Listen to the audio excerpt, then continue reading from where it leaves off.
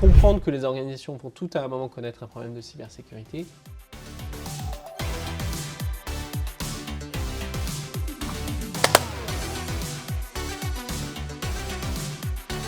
Est-ce que tu peux nous parler des enjeux en cybersécurité des entreprises? L'État, l'Europe a beaucoup légiféré ces dernières années pour pousser les organisations à se sécuriser, entreprises ou organisations publiques évidemment, sur des sujets comme les données à caractère personnel, des sujets relatifs à leur système d'information vital pour les citoyens, pour vous, pour tous, pour que la machine économique ou la machine étatique ne s'arrête pas.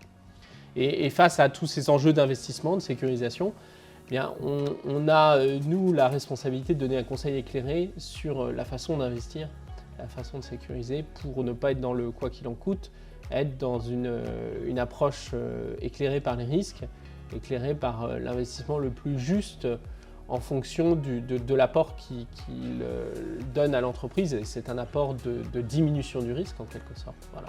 Et les instruments pour ça sont de plus en plus nombreux. Et quelle est notre conviction pour répondre à ces enjeux? Je vous parlais tout à l'heure de l'enjeu d'investissement, d'arriver à sortir du quoi qu'il en coûte, puisqu'il y a eu beaucoup d'investissements en cybersécurité. Donc la couverture du risque acceptable, c'est un enjeu, c'est une recherche qu'on pousse, un conseil qu'on apporte à nos clients. Il y en a d'autres, il y a les investissements au fur et à mesure sur ce que j'appelle le risque cyber en temps réel, être capable de faire le lien entre des enjeux métiers, des risques qu'on connaît ou qu'on comprend, qui peuvent être une fuite d'informations d'un métier, un blocage d'une partie de l'entreprise, avec une information technique qu'on a sur des attaques qui pourraient être en cours, sur une intrusion dans le système d'information de l'entreprise.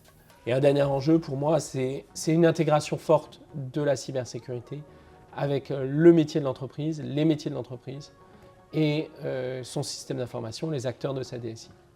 Et concrètement, qu'est-ce qu'on a mis en place chez nos clients? Bien, on parlait tout à l'heure de l'investissement en cybersécurité, ça me semble très important de rester sur ce sujet-là. Où investir, comment investir?